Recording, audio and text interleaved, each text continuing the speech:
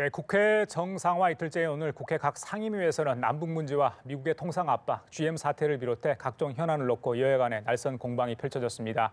한편 신다당 체제 하에서 치르게 될 지방선거를 앞두고 여야 각 당과 후보들의 견제와 신경전도 치열해지고 있습니다. 이 시간 최진 세한대 부총장, 정태근 시민을 위한 정책연구원장 두 분 모시고 정치권 이슈들 짚어보도록 하겠습니다. 안녕하십니까? 예, 안녕하십니까? 어서 오십시오. 예. 자, 국회 운영위가요, 오늘 임종석 청와대 비서실장 등 비서진들을 이제 참석시킨 가운데 청와대 업무 보고를 했습니다. 이 한국당의 김성태 원내대표가 출범한 이후에 첫 청와대 이제 업무 보고 아니겠습니까? 그래서 오늘 어떤 식으로 좀 공방이 있을지, 또 지금 주요 현안들 굉장히 많아가지고요, 굉장히 관심을 끌었는데 글쎄요. 일단 이 장면부터 보시면 오늘 어떤 얘기가 대충 오갔을 거를 알 것 같습니다. 한번 보시겠습니다. 제가 좀 전해드리고 싶은 민심이 있습니다. 네네. 우리 문재인 정부, 특히 이제 청와대에 대해서 우리 한 국민들께서 문재인 정부는 참 오복하다. 이렇게 얘기를 합니다. 그 오복이라는 게 뭐냐면요. 오복하다. 예. 안보는 굴복하고, 경제는 항복하고, 정치는 보복하고, 적폐는 방복하고, 약속은 번복한다. 이 국민들은 박복해진다. 이런 민심들이 많습니다. 이런 것 좀 전해드리고요. 한번 잘. 의원님, 제 꼼꼼히 여론을 저희도 챙기고 있습니다만 그런 여론을 아직 들어보지는 못했습니다만. 예. 제가 전해드리는 겁니다. 예, 알겠습니다. 네. 예, 부총님, 약간 웃음소리도 들렸습니다만은 민심을 전하는 야당 그리고 이걸 받는 청와대 임종석 실장의 얘기 어떻게 봐야 될까요? 그러니까 상당히 좀 오늘 국회 운영위가 상당히 좀 뜨거웠다고 합니다. 그러니까 청와대에서는 비서실장을 비롯해서 총 출동을 했고 야당은 이제 총 공격을 했습니다. 그래서 이제 뜨겁게 붙었는데 아마 임종석 실장 당사자인 특사 문제, 또 과거의 중동 특사 이게 어떻게 된 거냐 이제 그 부분 이제 지적을 했는데 임종석 실장은 평화에 도움이 되면 어떤 방법을 동원해서라도 자기 특사 역할을 하겠다는 얘기를 했고 특히 좀 오늘 쟁점이 됐던 거는 이제 강원랜드 채용 비리 문제 이 부분을 대통령이 과잉 수사를 지시한 거 아니냐라는 게 야당의 공격인데 임종석 실장은 뭐 청와대가 월갈부할 사안이 아니다 이렇게 해서 이제 뿐만 아니라 개헌 문제까지 쫙 최근 들어 이슈를 전부 이제 총 공격을 야당을 한 거죠. 그동안에 사실 기다리고 벼렀던 거 아니겠습니까? 국회 운영에는 그래서 이제 청와대에서 아무튼 쭉 나와서 공격과 방어 한판 그런 뜨거웠던 국회 운영이었다고 합니다. 예, 자 오늘 여러 가지 얘기가 논의됐습니다. 말씀하신 것처럼 개헌안 대북 특사 얘기도 나왔는데 강원랜드 채용 비리 수사 공방이 여전히 있었던 것 같습니다. 잠시 화면에도 나왔습니다만 한국당 의원들 앞에 있는 그 노트북 컴퓨터죠. 거기에 과잉 보복 수사 중단하라 적힌 항의 문구 이걸 붙여가지고 이렇게 국민들이 볼 수 있도록 좀 했던 것 같습니다. 그 부분에 좀 불만이 있었던가요? 어떻게 보십니까? 공방은 치열했는지는 모르겠습니다만 제가 보기에는 지금 이제 야당으로서 자유한국당이 핵심을 잘못 짚고 있는 것 같습니다. 무슨 얘기냐면 아까 얘기했던 것처럼 막연하게 무슨 오복이니 이런 식으로 표현할 것이 아니라 과연 이 정부가 핵심적으로 어떤 정책을 잘못했고 예를 들면 정치보복이라고 한다면 구체적으로 어떤 측면의 정치보복인지를 구체적으로 공격을 했었어야 되는데 아주 막연한 얘기를 했다라는 거죠. 오히려 예를 들면 바른미래당이라든지 노회찬 그 의원 같은 경우에는 예를 들면 GM 문제에 대해서 이렇게 얘기를 했습니다. 장하성 정책실장이 GM의 군산 폐쇄 문제를 2월 10일 날 알았다고 얘기하니까 무슨 소리냐. 이 문제를 가지고 2달 넘게 뛰어다녔는데 정책실장이 뭐 하는 거냐. 이렇게 얘기를 했거든요. 사실은 GM의 철수 문제는 2015년부터 있었고 그 문제를 가장 먼저 제기했던 사람이 누구냐면 홍영표 민주당의 그 당시에 환노위원장이었습니다. 그런데 청와대 정부에서 청와대 정책실장이라는 분이 10일 날 알았다. 이렇게 얘기하니까 당황한 거죠. 예를 들면 오늘 이제 바른미래당에 이제 오신한 그 수석 부대표죠. 어떤 문제를 제기했냐면 기본적으로 문재인 정부가 안보하고 통상 문제를 분리해서 봐야 된다라는 거에 대해서 절대 그렇게 볼 수가 없는 문제다. 연장선상에서 실제로 지금 총력 외교가 진행돼야 되는 상황이다. 이런 문제를 제기했단 말이죠. 사실은 자유한국당에서 이 문제를 제기했어야 맞습니다. 막연하게 공세 차원에서의 문제 제기는 그냥 우리 그렇지 않다라고 넘어가면 되는 문제인데 모처럼 운영위가 열렸다 그러면 아주 구체적인 문제로 이 정부의 정책을 수정해내는 이런 지지가 있었어야 되는데 상당한 아쉬움이 있었습니다. 그래. 상당히 좀 정 의원님께서는 뼈아픈 지적을 그 야당이 한 것 같은데요. 보면은 이제 운영위 강원랜드 채용 비리뿐만 아니라 이명박 전 대통령 수사도 불공정하다라고 이제 공격을 했지 않습니까, 야당이. 근데 이 부분 보면요. 지금 검찰 수사 과정에 진술들이 속속들이 아주 구체적으로 나오고 있어요. 이를테면 김백준 전 총무기획비서관이 누굽니까? 이명박 대통령 측근 중에 측근 아닙니까? 그 사람 입에서 이명박 대통령이 청와대에서 다스 관련된 변호사를 만났다라는 진술을 했거든요. 그리고 또 특별활동비 관련해서 2억을 추가로 받은 혐의가 있다라는 식의 검찰 얘기들이 흘러나오고 있습니다. 그러니까 이런 아주 구체적인 혐의와 정황과 물증 같은 것들이 속속들이 나오고 있는 상태에서 야당이 이건 과잉수사다, 보복수사다 이렇게 막연히 주장하는 거는 한 달 이상 지금 몇 달째입니까? 이렇게 주장하고 있기 때문에 국민들에게는 설득력이 없다. 예. 그래서 구체적으로 지적할 부분을 지적해야 이게 국민들도 납득할 수 있다. 그래요. 국회 법사위에서도 이제 그 문제가 이제 다뤄진 것 같아요. 그래서 이제 임시국회 사실 법사위는 파행의 원인을 제공했던 상임위였는데 일단 정상화는 됐고 오늘 다시 만나서 이야기했습니다. 방금 말씀하신 것처럼 MB 소환이 불가피하다는 여당 주장이 있었고 한국당 쪽에는 수사가 또 공정하지 않다 이렇게 갔습니다. 또 우리 이제 부총리께서 지금 나오고 있는 몇 가지 이야기를 좀 해주셨는데 야당 쪽에서는 이 검찰의 피의 사실 공표 자체가 적폐다 이런 지적까지 나왔거든요. 이 MB 관련 문제는 지금 뭐 국회에서 뜨거운 감자인데 지방선거를 앞두고 MB 수사 어떻게 진행이 될지 또 소환 시기가 언제쯤 될지 정치권도 관심일 수밖에 없을 것 같아요. 네. 오늘 공방이 이제 민주당의 백혜련 의원이 언론에 보도된 MB 관련 수사 내용이 사실이냐 이렇게 얘기를 했더니만 박상기 법무부 장관이 대체로 일치한다 이렇게 얘기를 했습니다. 그래서 그 문제를 가지고 윤상직 의원과 주광덕 의원이 아니 피의사실 공표라는 것이 분명한 위법인데 장관이 피의사실 공표를 하냐 이렇게 얘기를 했더니만 언론에 나온 얘기가 맞다라는 얘기 뭐 정도를 한 것이다 뭐 이런 얘기가 벌어진 거거든요. 두 가지 점이 지적돼야 되는데요. 피의사실 공표는 잘못된 것이 분명합니다. 그러니까 검찰에서 피의사실을 계속 공표해 나가면서 여론몰이를 해가듯이 하는 것. 그러니까 실제로 보면 재판에 가가지고 이게 기소가 실제로 안 되는 경우도 있고 또 무죄가 나오는 경우도 있습니다. 그래서 적어도 검찰은 공소를 제기하기 전까지는 그런 피의사실을 유포하는 것은 바람직하지 않습니다. 물론 언론에서 취재를 해가지고 하는 것이 어쩔 수 없는 문제죠. 근데 또 한 가지 문제는 지금 그 이명박 대통령 측으로 보면 사실은 이제 상당 부분에 있어서는 부인하기 어려운 일이 벌어지고 있는 것도 사실이거든요. 그러면 적어도 지금 이제 평창 올림픽 또는 패럴림픽이 끝난 시점에는 소환이 불가피하다라는 얘기가 지금 나오고 있지 않아요? 그런데 저는 박근혜 전 대통령 사례를 놓고 봤을 때 보면 계속 실기하다가 탄핵이 되고 결국은 구속이 되는 이런 상황이 벌어지는데 이명박 대통령 쪽에서 나중에 법리적인 다툼의 여지가 있는 문제는 모르겠지만 더 이상 부인하기 어려운 문제에 대해서는 저는 솔직하게 인정할 거 인정하고 국민들한테 사죄를 구하고 또 여러 가지 법리적 문제에 대해서 다툴 여지가 있는 문제에 대해서는 차후에도 얘기하겠다. 이렇게 얘기해야지 조금 국민들에게 또는 그 이명박 대통령을 지지하시는 분들한테 안정감을 주지 않겠는가 이런 생각을 합니다. 그런 고민이 있는 걸까요? 지금 이명박 전 대통령 측 큰 막 대응을 하지는 않고 있어요. 지난번에 기자회견 이후에 특히 이제 이명박 전 대통령이 직접 구두로 뭐 맞대응을 하는 분위기는 아니거든요. 어떻게 보세요?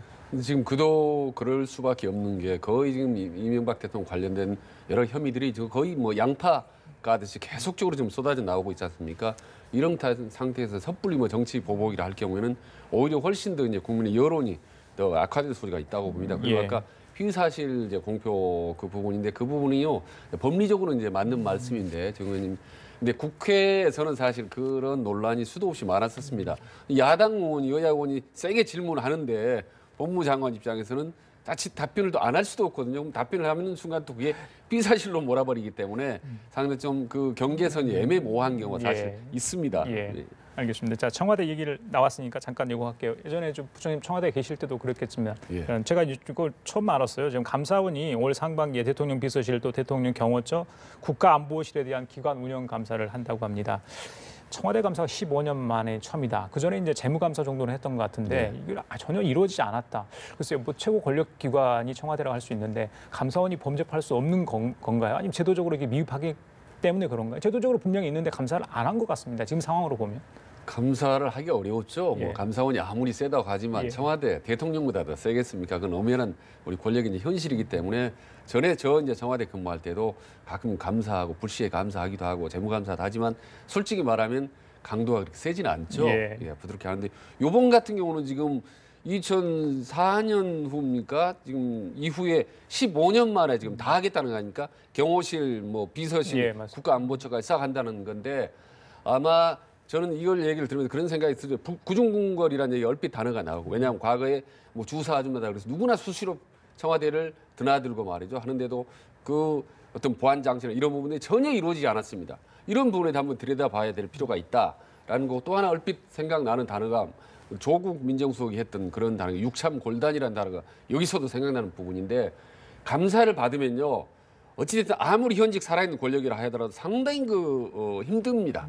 그만큼 힘듦을 스스로 감수하면서도 과거 정권에서 묻어갔던 것들, 덮어졌던 것들, 뭐 캐비넷에서 뭐 자료들이 뭉텅이로 나온 것들, 혹은 또 다른 숨겨진 데이터가 없는가 이런 부분들을 차제 문재인 정부를 뼈아프게 했지만 한번 툭 시말로 털고 가는 점에서 예. 감사를 아마 스스로 우리 감행하지 않았나 그런 생각이 듭니다. 감사원 측에서는 이게 전 정부를 타겟으로 한 게 아니다. 예, 기관 운영 감사는 최근 1년간의 업무를 중점적으로 보는 거다. 이렇게까지 해명했습니다. 일각의 우려를 미리 이야기를 한 것 같아요. 어떻게 보세요? 저는 이제 이 감사원이 헌법적으로 보면 독립기관인데요. 그 행정부에 속해 있는 것으로서 이제 박정희 대통령 5.16 이후 헌법부터 그렇게 돼 있어요.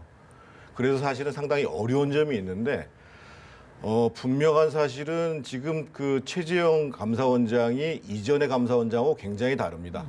기본적으로 독립성을 가장 중시하고 어떤 데로부터 간섭을 받지 않는 것을 제일의 원칙으로 하겠다라고 공표를 했습니다. 제가 사실은 문재인 정부 들어와서 가장 잘한 인사가 이 최재형 감사원장 인사고요. 예. 실제로 국회에서 표결을 할 때 반대표가 딱 12표 나왔습니다. 이분이 어느 정도냐면은요. 얼마 전에 저희 미세먼지 때문에 2월 달에 난리가 났었잖아요. 예. 뭐 난리가 났다는 표현은 좀 그렇습니다만 그때에 예. 지하철과 마을버스를 이용해서 출근하신 분입니다. 그리고 이분이 취임한 다음에 보통 보면은 이부제를 대비해 가지고 감사원장 되면 관용차를 2개 두고 있습니다. 관용차 하나 없애라. 이부제 하면 내가 버스 타고 가면 되지. 예. 이런 분입니다, 기본적으로. 예. 그래서 저는 이번에 감사원에서 얘기하는 것을 믿고 싶습니다. 예. 기관 감사 제대로 하고. 예. 그래서 이분이 원칙대로 얘기한 것처럼 청와대 눈치 안 보고 예. 이번에 제대로 청와대 기관감사가 이루어져야 실제로 이전에 관행화된 잘못이 쌓여왔던 청와대의 여러 가지 문제들이 한번 예. 정리가 되는 게 아닌가 이런 생각이 들고요. 덧붙여서 말씀드리면 지금 이제 민주당하고 문재인 정부에서 개헌 문제를 얘기를 많이 하는데요. 보통 미국 같은 경우에 대통령제하에서는 감사원, 특히 회계감사 기능이 의회에 가 있습니다. 회계감사국이라고 해서 GAO라고 그래가지고요. 막강한 건 아닙니다. 그러니까 미국 의회에서 행정부를 견제하는 가장 막강한 회계감사 권한이 의회에 가 있는 겁니다. 그래서 저는 기본적으로 이번에 개헌한다고 얘기한다. 만약에 대통령제가 유지된다고 하면 예. 이 감사원이 큰 틀에서 소속이 이 행정부에서 입법부로 바뀌는 과정들이 예. 저는 반드시 반영돼야 된다고 생각합니다. 알겠습니다. 자, 지금부터는 지방선거 얘기 좀 하겠습니다. 설 연휴가 끝나고요. 각 당이 지금 선거 체제로 조금씩 들어가고 있는데 글쎄요. 이번 고향 내려가서 어떤 분위기를 좀 감지하셨는지 모르겠습니다만 그래도 조금 선거 얘기를 많이 나오고 있어요. 예. 안철수 전 대표 얘기 가장 이야기가 많이 되는 것 같습니다. 정말 서울시장 나오느냐. 예. 지금 이제 바른미래당 지도부에서 아마 안철수 전 대표에게 요청을 할 거다 이런 이야기까지 나오거든요. 예. 글쎄요. 명분이 있겠습니까? 어떻게 보세요? 지금 솔직히 안철수 전 대표 입장에서는 명분을 따질 입장이 안 됩니다. 원래 이게 바른정당이 그러니까 그 국민의당이 사실 의석이 40개 아니었습니까? 근데 통합을 했지만 의석이 30석으로 줄어들었습니다. 거기다가 최근 들어 지지도를 보면요. 정당 지지도가 거의 10% 안팎을 맴돌고 있는 상태입니다. 그러니까 더불어민주당보다 거의 뭐 5분의 1 정도로 완전히 이제 바닥을 헤맨 거죠. 거기다가 호남에서는 민평당에 대해 상당히 좀 밀리는 축입니다. 이대로 가면은 자칫하면 지방선거에 상당히 좀 완전히 정말 이 몰락할 수도 있다라는 이런 위기식 속에 할 수 없이 고육지책에 실리를 택했다고 봅니다. 그래서 어찌 됐든 간에 안철수라는 네임밸류가 크거든요. 예. 안철수면서 많은 사람이 아직도 잠재적 지지자가 있는 게 사실입니다. 그래서 서울시장이든 부산시장 어떤 형태로 나가면 예. 그 지지자들이 다시 한번 뭉치는 결집 효과를 잊지 않겠느냐. 라는 것을 안철수 주변에 생각을 하고 예. 당에서는 계속 그냥 몰아붙이는 겁니다. 그래서 아마 지금 현재로 제가 보기에는 서울시장과 부산시장 두 개를 저울질하는데 아마 7대3 정도로 서울시장 출마 가능성이 상당히 좀 높아 보입니다. 예. 점점 안철수 대표 입으로부터 이제 출마의 가능성이 높아 보이거든요. 당에서 민다면 거의 선택하겠다 이런 부분들이. 그래서 어쨌든 본인으로서는 실리, 위기 속에 실리를 택하는 방향으로 가고 있다고 봅니다. 그런 가운데 이제 한국당과 바른미래당 연대 얘기가 이제 솔솔 나오고 있는데, 자, 그 안전 대표와 민평당의 박지원 의원이 지금 SNS상에도 입술임을 하고 있는 상황이고요. 과거에 한솥밥을 먹었는데 이렇게까지도 공격을 주고받는 모습 어떻게 봐야 될지 모르겠습니다. 주적 발언이 문제가 된 것 같습니다. 잠깐 발언 내용 보고 가시겠습니다. 통합 전 안철수, 남경필 두 분이 두 차례를 만났다고. 이 자리에서 남경필 지사가 안철수 전 대표에게 주적이 누구이느냐라고 물으니까 문모 민주당이다, 홍모 한국당은 아니다라고 답변했다고. 일단 박지원 의원의 저 발언을 두고 이제 안철수 대표가 전 대표가 강하게 반발하고 있습니다. 법적 대응 이야기까지 나오는데 내가 언제 주적 이야기를 했느냐, 안 했는데 했다고 하니까 저런다, 뭐 이렇게 이야기도 있습니다. 일단 발언 내용 어떻게 보세요? 주적 얘기 한들 그게 뭐가 문제가 되겠습니까? 저는 사실은 박지원 대표가 좀 애처로워요. 옛날에 그 저 대단한 정치인께서 호남 민심 때문에 문재인을 주적으로 하면은 뭔가 이상하게 되는 것처럼. 근데 사실은 우리가 집권당이 있고 야당이 있지 않습니까? 그러니까 이제 뭐 영어로 얘기하면 아파트 파티죠. 그러면 민평당도 바른미래당도 다 야당인 겁니다. 기본적으로 정권을 견제하는 게 기본적인 그 정당의 존재 이유입니다. 기본적으로. 그런데 이제 거기에다가 주적이라는 표현을 써가지고 뭔가 이제 호남 민심이 떠나게 하려고 그런다. 그러면 사실은 민평당은 지금 민주당 가야 됩니다. 근데 민주당에서 안 받아주잖아요. 그래서 저는 예전에 참 저 박지원 의원이 대단하신 양반인데 조금 이제 그 기가 좀 쇠하신 게 아닌가 생각하고요. 기본적으로 안철수 대표 입장이나 남경필 지사 입장에서 보면 굳이 연대를 얘기하지 않아도 이번 지방선거에서 자신들이 상당히 집권 여당을 대적하는 우월적 지위로서의 후보로서 상대를 할 수가 있습니다. 우리가 간단히 지금은 압도적으로 그 집권당 후보들이 우세한 것처럼 얘기를 하는데요. 실제로 지난 대선을 보면 문재인 후보가 그 당시에 41.1%를 득표했습니다. 그리고 그 당시에 홍준표, 안철수, 유승민 이 사람이 득표한 것들이 52%입니다. 그런데 만약에 안철수나 남경필 지사가 야권을 대표하는 확실한 우위에 선 후보라고 한다면, 그래서 그 51%가 10대 42로 갈라진다면, 그러면 사실은 상당히 서울 경기에서는 여당이 고전할 수도 있는 겁니다. 예를 들면 지금 여론조사에서 상대적으로 민주당이나 문재인 대통령에 대한 지도가 많이 나오는 것은 실질적으로 보면 한국 리서치 여론조사에 보면 응답자 중에 53%가 문재인 후보를 찍었다는 거거든요. 지난 선거 때는 41%였는데 문제는 그럼 현재 기권하는 사람, 이 사람들이 투표장에 나올 것인가 말 것인가, 어떠한 정치적 행태를 할 것이냐의 문제인데, 기본적으로 문재인 대통령을, 문재인 정부를 견제하고자 하는 사람들이 투표장으로 나오고, 이 사람들이 사실상 한쪽으로 정당이 좋아서 또는 후보가 좋아서가 아니라 견제할 수 있는 방법이 한쪽으로 몰린다라고 하면 선거의 결과는 지금처럼 쉽게 예측할 수가 없습니다.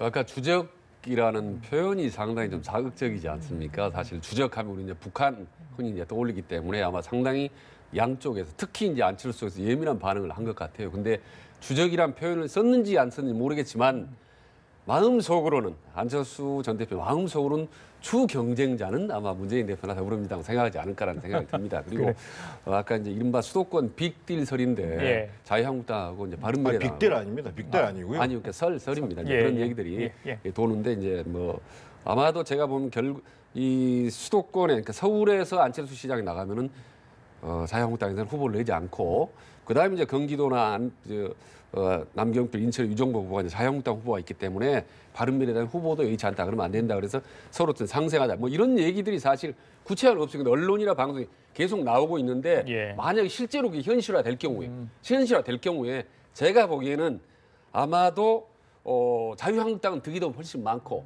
아마 바른미래당으로는 상당히 정도 타격이 가고 예. 급격하게 중도나 회색 논란에 휩싸일 가능성이 좀 높다고 예, 저는 그래요. 개인적으로 분석을 합니다. 알겠습니다. 자, 시간이 많지 않아서 요거 질문 먼저 드릴게요. 저기 검찰의 미투 파장이 사회 각계를 좀 확산되고 있는데 이윤택 견출가 사태 또 이후에 이제 뭐 배우, 뭐 문화, 체육, 예술, 문화계 전반뿐만 아니라 뭐 각계의 지금 문제가 좀 되고 있지 않습니까? 정치권에서도 이제 여러 가지 이야기가 나온 것 같습니다. 뭐 야 쪽에서는 적폐 처벌 또 여당 쪽에서는 사회적 대책이 시급하다 이런 이야기까지 지금 정치권에 나오고 있는데 전반적으로 사회에 불고 있는 이런 움직임들 어떻게 좀 봐야 될지 두 분의 어떤 견해를 좀 듣고 싶어서 제가 이거 질문을 마지막 좀 하겠습니다. 예.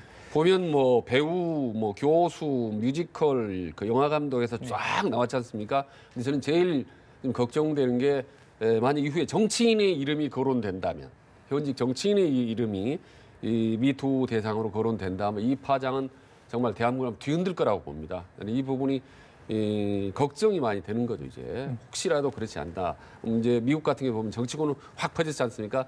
다행히 아직은 우리나라는 이제 거기까지 가지 않고 있는데 더 이상 터지지 않기를 바라고. 예. 차제에 이미 이 쓰나미가 미투 쓰나미가 터져 버렸으니까 이걸 계기로 해서 예. 우리가 좀 사전 예방 교육 좀 철저히 하고 어차피 범국민적으로 이제 광범위 퍼졌기 때문에 예. 이번 계기로 해서 국민 인식 이런 인식들이 좀 바뀌어서 사회적으로 좀 더 깨끗해지는 그런 계기가 됐으면 좋겠습니다. 알겠습니다. 자, 원장님. 예.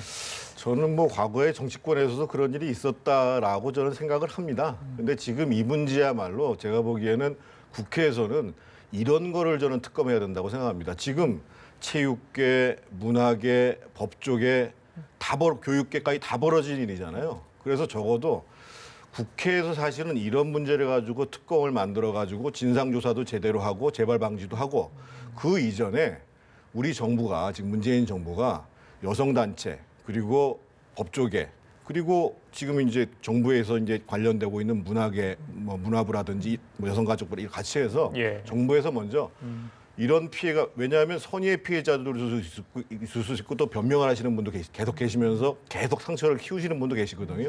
그러면 그런 피해를 보신 분들이 편하게 가서 진술을 하고 또 조사를 하고 진상을 밝히고 난 다음에 결국은 어떻게 해야 이게 재발 방지되는 거냐라는 것까지 마련해 주는 것이 저는 정부와 국회의 도리라고 생각합니다. 그래요. 알겠습니다. 자, 지금까지 최진세 한대부총장, 정태근 시민을 위한 정책연구원장이었습니다. 오늘 말씀 감사합니다. 예, 감사합니다.